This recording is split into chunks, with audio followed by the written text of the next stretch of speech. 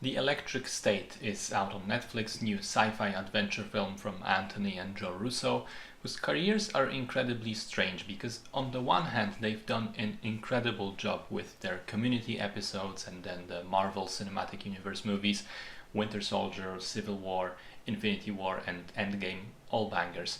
And then on the other hand, their work post-MCU has been various degrees of disappointing.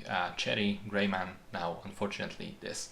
Anyway, this movie was based apparently very loosely on graphic novels by Simon Stalenhag and stars Chris Pratt, Millie Bobby Brown, Ke Huy Quan, Holly Hunter, Stanley Tucci, Giancarlo Esposito, as well as voice performances from Woody Harrelson, Alan Tudyk, Anthony Mackie, and Brian Cox. The film takes place in an alternate version of the 1990s. In this world, robots have been prevalent in the American society since the 1950s. They've been used everywhere to do menial jobs and so on. But then they rebelled, wanting more freedom, more rights, better treatment, better jobs. There was a war, eventually ended in human victory. All the remaining robots were herded into this giant reservation. They're not allowed to come out, humans are not allowed to go in.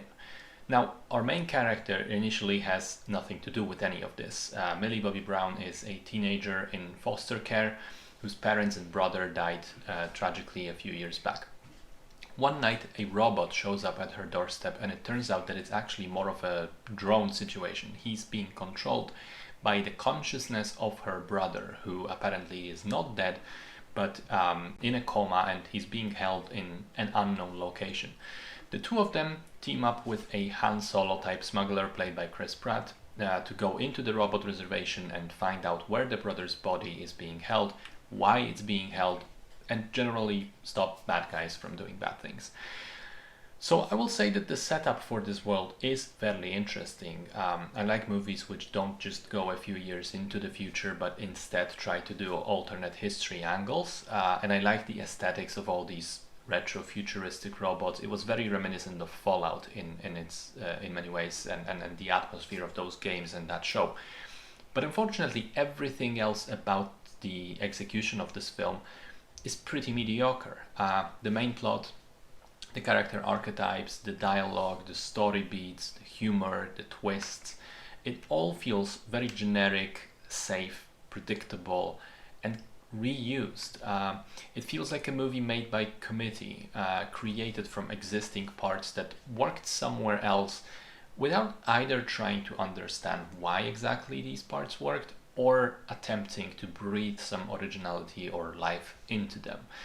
It definitely doesn't command your attention in any way. It feels a bit like a background movie that you put in as noise while you browse your phone, which I fucking hate as a general concept, but yeah, that's what it is. I was never particularly interested in what happens next in this movie. I think there's just nothing truly engaging about it. I didn't like the humor. I thought that it fell flat, and suffers from a similar problem that Marvel has had for a while, which is that everyone is quipping like Tony Stark, regardless of who they actually are as a character. While we're on the characters, I didn't particularly enjoy the characterization in this film. Like, we never actually learn anything about Millie Bobby Brown as a person, aside from the fact that she doesn't like technology and she cares for her brother. There's literally nothing else. I thought the action looks rather bad, and in fact the entire movie is not especially pretty to look at. The sets and sound stages are very clear to the human eye. It never successfully pretends that the action is taking place in this grand actual world outside, which, to be honest, is even more baffling when you learn that the budget for this film was $320 million, making it the 13th most expensive movie ever made at this point in time. I mean, holy fuck, this must have been some kind of scam or money laundering scheme situation, because aside from the robots CGI, because they're all CGI, of course, which isn't even that impressive. Aside from that, though, the movie looks like something that should have cost a tenth of that. I mean, 320 million, fucking hell, I cannot comprehend this. For this amount of money, your film should be a technical marvel, a cinematic achievement, not this generic, forgettable, bland slop.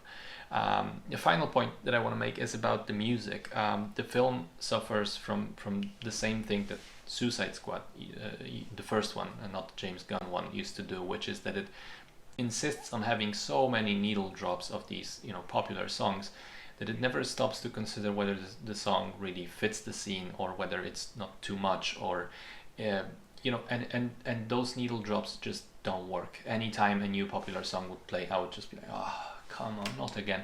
And the ending has this, which is trying to be poignant, has a piano cover of Wonderwall playing, which is just, stop it. And I want to say at the end of all this, it's not that the movie is complete garbage, because that's what you might get from this review. But no, it's just painfully mediocre.